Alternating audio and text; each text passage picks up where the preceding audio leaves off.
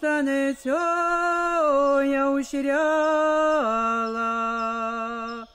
бетяканицю і savulala. Senais laikais Merkinės valdovas pasiuntė du vaizbūnus, kurie turėjo prižiūrėti labai svarbų kelią. Juo kryžiuočiai traukdavo ir būdavo šios kraštus. Šlovintas nebuvo labai uolus sargas, dėl to su darbu nesusitvarkė. Na, o kitas vardu Marcius, įspūdingų vardų Marcius, buvo kur kas sėkmingesnis. Tik tai tas kalnas, ant kurio jisai būdėjo, buvo be vandens, dėl to Marcius turėdavo nusileisti į apačią. Ten įsikūrė buveinė. Ilgainiui ši buveinė ir buvo pavadinta jo garbei – Marcinkonimis. Dzūkijos nacionalinio parko kaimuose iki šiol galime pajusti tikrą bendruomeniškumo dvasią. Vietiniai ne tik saugodami tradiciją susirenka į taip vadinamus mojus, kai gegužės mėnesį visas kaimas sueina į kelias sodybas pasimelsti, bet net gyvuliai dar kai kur ganomi bendrai, o jei tiksliau, pakiemiui.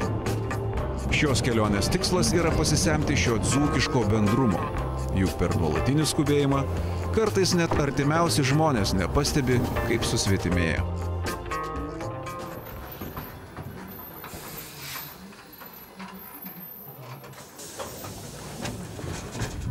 Buvau visai pamiršęs, kaip malonu yra keliauti traukiniu. O visai be reikalo, reikės dažniau.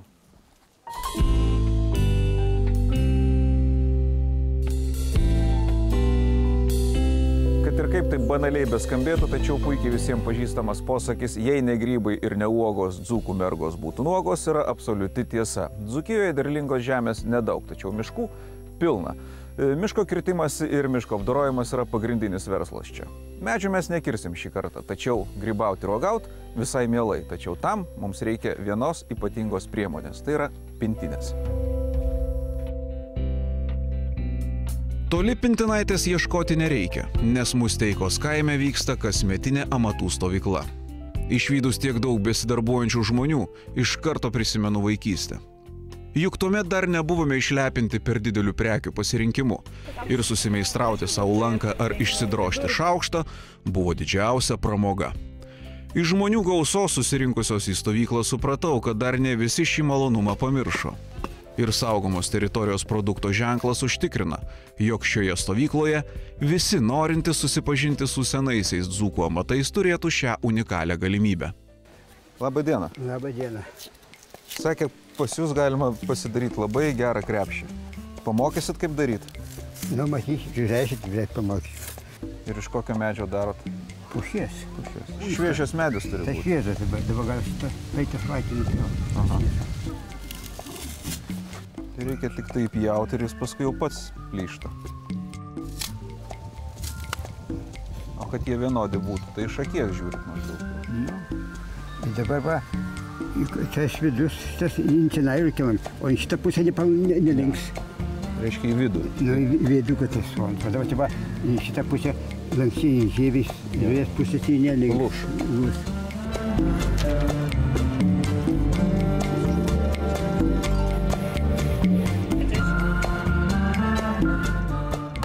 Kol Antanas dar darbuojasi, mes turime progą susipažinti su bitininkystė. Ne šiaip bitininkystė, kokią mes esame įpratę matyti, kai bitės gyvena aviliuose, tačiau su drėvinė bitininkystė. Kas tai yra, sužinosime tuoj.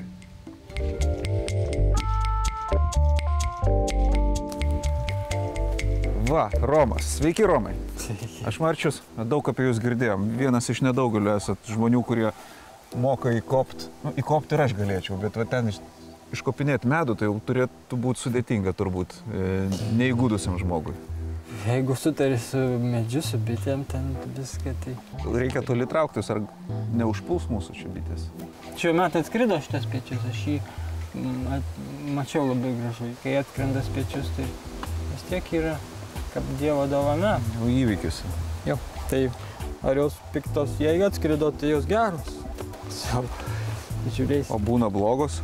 Nebūna blogų, bet kažkodėl tai ėmė ir pasidarė geresnės užsienietiškos bitės. Neturim, mes tų tikrųjų lietuviškų bičių, kurios galėjo patys apsigins nuo varatozės. Ką daryti, kas dabar patars? Niekas negali patars. Sako, reikia atkurti genofondą. O kaip jie atkursi, jeigu... Tai viskas, kai susimaišė, tai nelabai jau tai...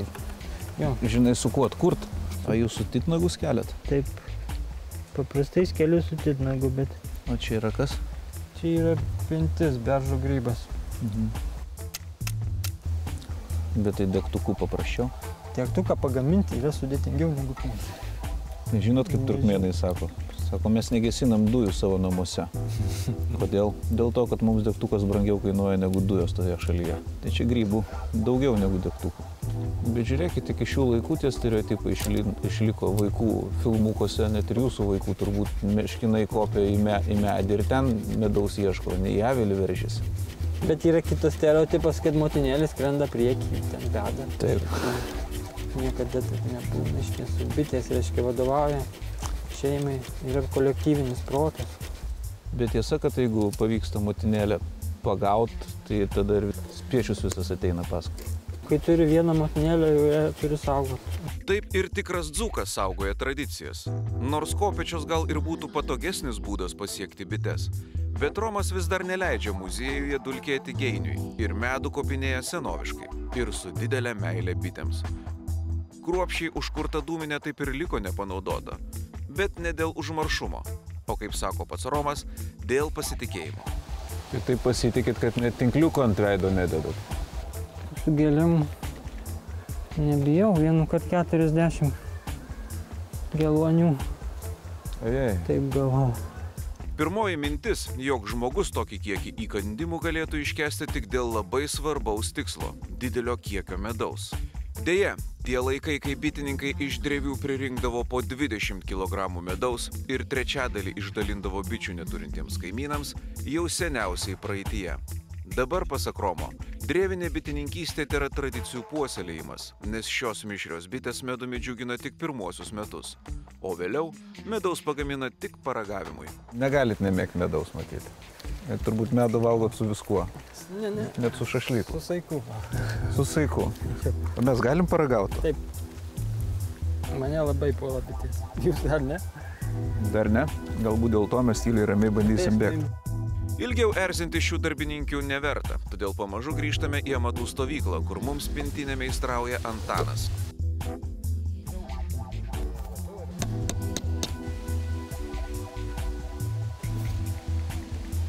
Na štai, ilgai netrukom ir Antanas mums pagamino nuostabų krepšių. Čia ir grybauti, ir ragauti su juo galima.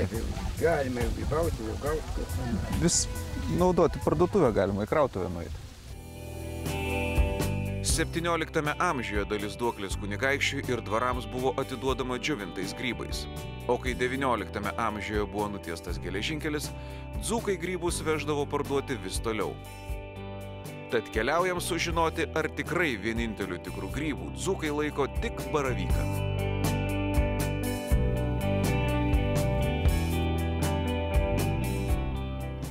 Tai atvykus į Lynežerį žmonės sakė, jeigu norit surasti grybų ir uogų, suraskite visų pirma Verutę. Labas, Verutė. Labas, va kokios gražus uogos. Bet tai tos uogos, jūs turbūt jas traukėt. Labai ne. Žinokit, kad dieną pavogauni, tai naktį, kai užmiegit, atrodo, va kokios gražus, dar didesnis. Sapnuojas mano tos uogos, jau jos krauja nenaugi. Ir čia yra bruknės. Bruknės. Jos yra ir vaistingos, ir maistingos. Labai geros uogos. Ką jūs gaminate iš bruknių? Išverda ir su cukrum uogienį, ir prideda, ir obuolių dedam. Nu kai kas, ir kriaušių, kad būtų skanesnį. Aš tai pernai vėriau su moliūgais, labai skanių uogienį. Tai vis pabandot eksperimentų? Vis eksperimentas. Ar dzūkai lengvai dalinasi žiniomis apie vietas, ar uogų, ar grybų, ar vis dėlto tai paslaptį laiko? Visi jau žino. Visi žino? Žinokit, grybautską baini, tau savo vietą žinai. Aš neįsuti, kai žmonės atvažiuoja, jie eina, o jau aš einu ten, kur žinau, kad rasa. Taip, bet jeigu atvažiuoja kas nors ir sako, nu Verutė, jau pasakykit man, kur tos geresnės vietos. Jūs Vedu, eikit. pasakot? Pasako. Negaila. Dzūkai negodus? Negodus, taigi ten ne mūsų dėta, tai Dievo dovana duota dėl visų. Ne man vienai. Bet gerai. Vieną aš čia rinksiu, taigi gopšomas. Bet ar moka miestiečiai grybauti? Jiegi vis tiek Tai prašo, kad parodė, eini iš paskui ir grybus renki. Sako, tik iš kur jie auga. Sako, reikia geros akis turėti, tai matyti. O dzūkai kaip galvoja? Grybas yra kas? Tik baravykas ar ir daugiau renkat? Pavyzdžiui, ūmėdes renkat? Ir daugiau raudonikiai, paskui, kai mes vadom šilą baravykiai. Šilą baravykis geltonas, tai džiovytas beveik geresnis kaip baravykas. Va, matot, kokios gražos. Nu, kaip jų nenorėti rengti? Bet tai darbo reikia daug. Nu, reikia kantrybės. darbo. Aš jau ir be stuburo likau. Žinot, kam nadėnius panguoliauti. Taigi tokios gražusgi negali atsitaukti. Va, semiau, pažiūrė, kad jau maišas pilė, o paskui kabešait būna, ką Tai priklauso. maišai dideli. Nu, taip darai, kad daug išneštai. Raudona ūmėdė, ką žinai, sveika. O ūmėdės renkat? Rankam labai skanu, žinau, kito mėdės. Žiūram, kad tokių nupjauni, kad sveika bus. Ja, Bet nulapė tas gražai. kilmė Ir į miltus, biškyčių, pentos druskos ir išverda. Nenašau, nu kaip žuvis. Tik kaulų nėra. Nu kaum, tai ir gerai. Taip. Ypač senam žmogui. O galima pagal grybus, pagal uogas nuspręsti, kokia žiema bus? Ar tik pagal bites? Nu sunku, kartais žiemų dažniausia tai ant dangaus būna ženklai, bet kad jau dar žinokit, susmaišy viskas. Jau vis.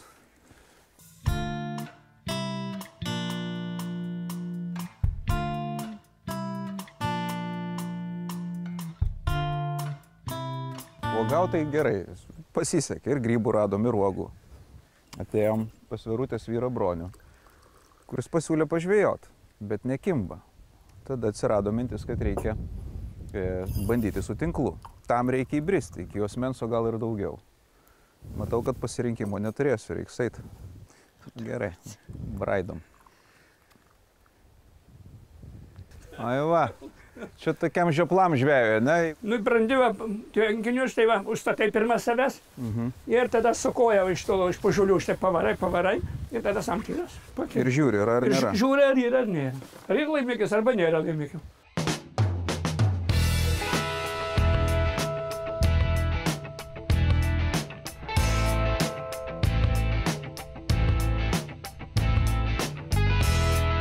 Samtį pirmą užstatai. Anūkas geriau moka gaudyti. Matyt, tinklas kiauras. Ačiū, Broniau. Išsiprausiau per jūs po ilgos kelionės po Dzūkiją. Iš karto matau jūsų paruoštas vaišes. Bet čia jūsų medus? Mano bičių medus. Ir su žmonu mes abu tai esame šitą. Daugiau žmona gaudo kaip aš pėsus. Jinai besitelio pagauna, nereikia jai nieko. Plikom rankom. Plikom rankom ir paima tas bites, susgaudo. Bloga labai nekaundami. Bijo jūsų. Mes vat su Verutė buvom uogauti ir grybauti. Mieste žmonės sako, kad, na, grybauja vyrai, bet uogauja tik moteris. Ar Neteisingai. O šiemet mano žmona neuogavo, aš uogaunu. Dzūkijoje gyvenimas verda tuomet, kada prasideda grybai ir uogos. Taip, jau tada. Aš tai medžiu 5 valandos jau ir gyvas. O Broniau, jūs uotus gaminat? Aš žinau, kad tėvukas buvo darėm nuotas, darydavom. Apvalus medžius, labai gerų medžių jai parvežė. Jeigu plonas, tai jis būna keblus. Tai reiškia išvirs gali. Nu, reikia laikytis. Kartais būna, kad ir iš lovos iškrenta. Kaip tokiais atvejais sakoma, skalsų kalbos. Metas kibti į gerybės ir netrukus eisim pas uotą. Nu va, tas luotas, apie kurį mes girdėjom, Broniau, ir plauk dar galima su juo. Galima, bet jis reikia apkamšyti, labai matot, van atskilėgi matyti, pratūkis visų.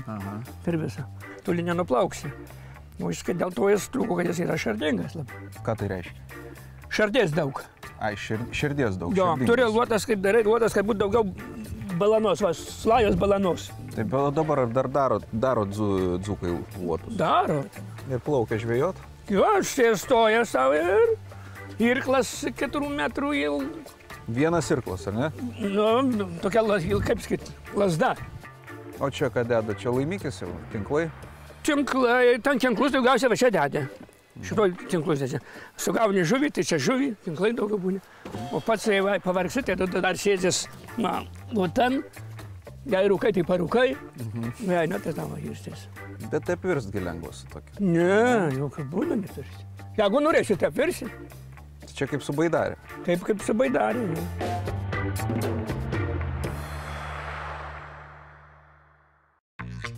Yra tokia senovinė dzūkiška mįslė. Pati nuoga, užanti marškiniai. Kas tai? Tai yra mįslė apie daiktą, kurį turėjo kiekvienas dzūkas. Ir jis gaminamas yra būtent šiame kieme. Va taip, vaikštinėjant iš trobos į trobą, mes atkeliavome Dzūkijoje į Margionių kaimą, nes čia gyvena ir dirba Ona. Labas, Ona. Sveikas. Žmonės sako, kad jūs būtent esate tas žmogus, kuris prikėlė žvakių liejimą iš užmaršties ir mokina kitus. Nu, ganėtinai seniai man pavyko užtikti močiutę. Jis buvo 1914 gimimo. Tokia Izabelė Bingelinė Puvočių kaime. Ir jinai papasakojo, kaip ją Anyta išmokė. Tada buvo labai įdomu, pradėjau domėtis, kada, iš kur, kaip galėjo atkeliauti, kaip galėjo išlikti šitam krašte, tas žinojimas. Ir tada paaiškėjo, kad maždaug nuo 12 amžiuje yra paminėta, kad vaškas bėga, o kažkur apie 14 amžiaus pabaigą lankas jau paminėtas. Šitas, žodžiu, principas. Tokį man pirštą man knatą labai sunku pasidaryti. Tai va, ir tokiu būdu supratau, kad tai tikrai labai įdomu, pradėjau domėtis. Dabar prisiminiau, kaip močiutė man irgi taip sakydavo, ateik anūkėli naudingas būsi, tai 2 rankas ir siūlus vyniodavo. Tai dabar beveik taip pat pasijutau, tik tai vienu pirštu. Jo, todėl, kad man aš vienam yra nepaprasta, reikia kažkokio kabliuko, o dviese visada gerai. Ir šiaip ir žvakės liet, kaip Zabelkaitė sakė, sako, geriau dviese. Nes kai vienas, tu turi 2 rankom dirbti. Vat, pavyzdžiui, imi tą ir va taip pili vašką. Reikia pataikyti, kad tas vaškas bėgtų tokiu vamzdeliu aplink tą siūlą, ne vieną pusę, kad storėtų. Ir keliauji šitaip ratu, ištirpintą vašką. Gerai, o tai vaškas kodėl nestingsta, jisai kaitinamas? Jo, šį kartą aš pastačiau ant anglių, bet šiaip tai močiutės, kadangi virdavo kiaulėm, bulvės, tai jos statydavo ant karštų bulvių burokų katilo. Aišku, dar vėjas pučiantis nėra labai gerai. Nu, nėra gerai, bet šiaip žvakės liedavo ypatingais atvejais. Pavyzdžiui, prieš grabnyčias vasario 2, kartais prieš kūčias norėdavo ant stalo užsibėgti.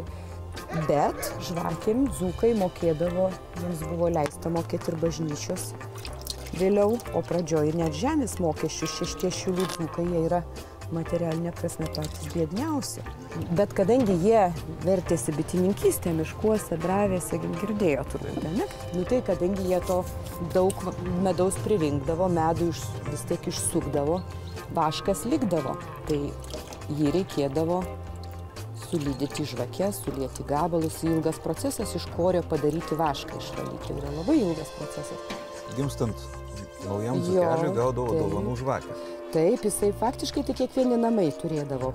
Nes kiekvienam gimusiam vaikeliui, kai jau jį neždavo bažnyčėlį, taip, per krikštynas uždegdavo žvakelį. Padegina ir tada laukia kita proga kas? Kita proga pirma komunija. Paskui tas sutvirtinimo sakramentas. Nu ir žmogus tada jau šliūbas. Ir šitaip visų laikų ta žvakelė būdavo uždegama. Bet šiaip tai jie paskui jau visiškai išsaugodavo iki kelionės Anapilį ir sakydavo, kad kas mirs be cikro vaško žvakelė, tas kelio dangų neregės, dušelė blūdis ir kelio neras. Ir faktiškai pradžioj, dar prieš daugiau 20 metų, kaip įsikūrė parkas, tai aš nerasdavau nei vienos moteriškutės, kad namie neturėtų pučkelais ir tik gražiai rankšluos įsivyniotų žvakelę. Galima man pabandyti vieną? Žinoma, prašom, o kaip gerai. Aba, dar biskį drąsiau, nes iki vamzdeliu, labai liuks. Tai va tada ir sako, kad geriau 2, vienas primdzinėja, o kitas tik pila. Drąsiau, o gerai, liuks, labai gerai. Išmokiau vaikus, išmokiau savo anūkų, jau vieną. Dabar va ir Marcinas. Gerai, Ona, mes paliekam jūs, matau, visai neblogai sekasi, pasitikim. Bet Marcinai, ir jūs mokat jau? Na, kai esi geras, tai visur geras. Aš dėl to einu pasižiūrėti tada visų kitų amatų, aš pas jūs dar sugrįšiu. Gerai. Anksčiau klestėjusi ir turtingų žmonių stalo puošmena laikyta juodoji keramika dabar atsidūrė ties išnykimo riba. Lietuvoje likę vos keletas meistrų, mokančių paprastą molį paversti juodu ir stipriu lyg metalas. Džiugai, šalia visų kitų dalykų Dzūkijoje yra ir dar vienas išskirtinis turbūt negu visoje kitoje Lietuvoje, tai yra juodoji keramika. Spalva įtakoja tik tais krosnis. Molis, va, kaip mato, tas pats rudas yra. Anksčiau kasdavo merkinės puodžiai, naudoja merkinės molis, yra raudonas. Ir jų skiriasi tik temperatūros, prie kurių jie pradeda lydytis. Tai va, tas procesas gan ilgas, jeigu nuo dar seniau šnekant, tai nuo žemės iki darbo, tai tas procesas užtrukdavo apie 1,5 metų molio paruošimo, nes jisai turėdavo ir iškastas būti, ir paliktas žiemą peršalt, perminkytas, išvalytas kiek įmanoma nuo visokių pašalinių ten akmenukų ar ten šaknelių. Ir tada jau galima būdavo žiesti. Tai begalinis rankų labai daug darbo, labai daug. Tai va.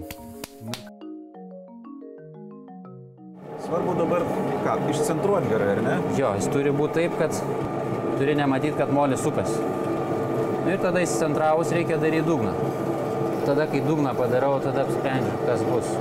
Šiek tiek galima pakeisti, bet jau va pakėlus jį, suspaus dar gali išplėsti, jau bus per plonas ar dar kažkas. Yra dzūkiška kažkokia technika žiedimo.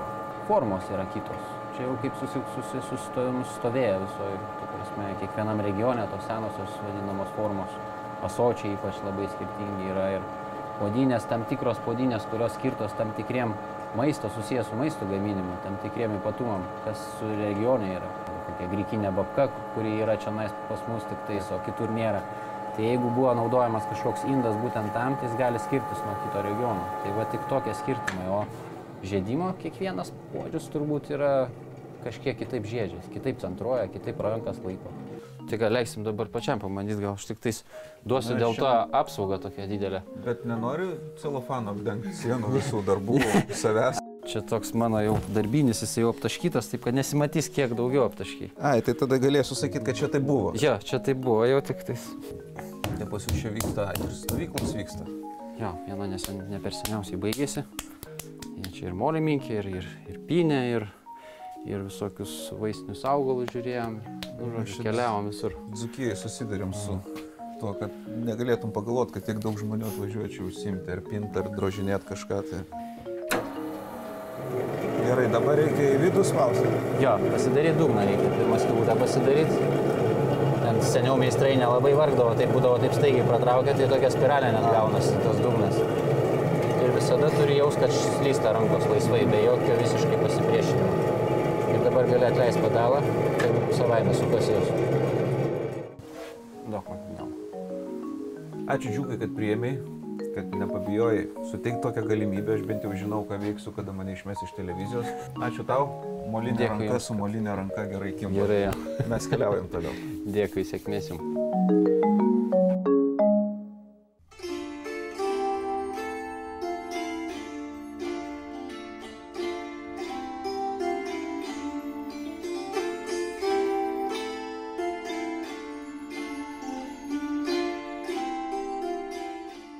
Vaikštinėjant po Dzūkijos pušynus nebekyla abejonių, jog dzūkai girių karaliais apsiskelbė ne šiaip savo. Papasakokit mums, kuo ypatinga yra Dzūkijos gamta. Dabar čia esam prie Merkio kilpos, netoli Merkinės, ir kaip tik nuo Merkinės šiauriau eina ta riba. Viskas, kas nuo Merkinės į pietryčius, yra Smėlėtų lyguma Dainavos. Tai viena gamta yra, o kas už Merkinės, ten jau yra Dzūkų aukštumos prasideda jau kita gamta, truputį kita gamta. Tai va, yra ir sakykime, pagal tą gamtą net ir dzūkai irgi nėra tokie vienalyčiai, jos irgi rūšiuoja. Yra šiliniai dzūkai, tie, kurie iš grybų uogo gyvena, yra gruntiniai, Merkiai apie Alytų, Lazdijus, kurie žemės ūkio, dar Panemunių palei upės, kurie seniau sielius plukdydavo ir žvejodavo. Tai čia tie turtingesni jau. Turtingesni, va. Tai yra 4 esminiai dalykai, kur aš nuo darželinuko iki ministro tą patį sakau, jeigu šitą atsiminsit, tai bus žinosite apie Dzūkiją. Tai yra pirmas, tai yra storas smėlio sluoksnis. 20-25 metrai smėlio pamulės. Ir tas smėlis jis lemia visą reiškia šito krašto. Ir ant jo pušis auga. Ir ant jo pušis auga. Tai vat lemia visą šito krašto reiškia gamtinės sąlygas.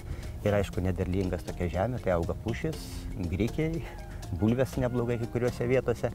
Va, tai yra miškingiausia, viena iš miškingiausių teritorijų Lietuvoje. Ir šitie miškai tęsiasi ir į Baltarusiją, ir į Lenkiją, tai kur vilkam briedžiam pabėgioti yra. Va, ir paskui, reiškia, trečias dalykas, tai yra upės. Labai daug upių ir šaltinių. Ir mes labai dažnai sakom, Dzūkijos nacionalinis parkas, upių ir upelių parkas. Ir po žeme yra didžiuliai gėlo vandens ištekliai, daug šaltinių. Ir už tai tie šaltiniai maitina upes. žemės ūkis buvo tik dėl savęs daugelį vietų ir jie daugiau laiko gyveno ir iš miško, daugiau laiko turėdavo laisvo, labai linkė bendrauti, komunikuoti. Taip, tai va yra, taip, tai yra 4 pravardę suteikti, tai va 4 dalykai yra smėlis, pušis, upės ir šilti nuoširdūs žmonės.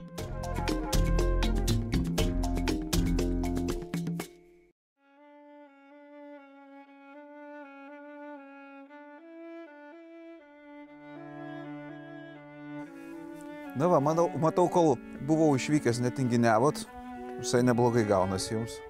Nu, žvakės kas padėjo? Paruoštos. Nu va, pačiupinė. O šiluma kokia. O kvapas. O kvapas. O strainumas. Va, jinai šiaip jau beveik ir tiesoka tokia, netrodo, bet galima dar truputėlį ją patiesinti. Nu, padėkim taip, kad abu galėtumėm ir va štai pakočioti, va. Ir visi va tie kažkokie mažiniai lygumai, nors visai gražu, kai jie yra man. Tai ką, kas artėja krikštynos, vestuvės? Vienas ir kitas buvo, bet krikštynos niekada negali žinoti, kada dar bus. Aš suprantu, bet taip prašau. Kitom krikštynom. Ačiū Jums labai. Kad būtų krikštynų reikia Lietuvai. Reikia. Jeigu reikia ir bus, ačiū Ona Jums. Gerai, mes keliaujam toliau, buvo malonu pas Jūs užsukti. Gerai.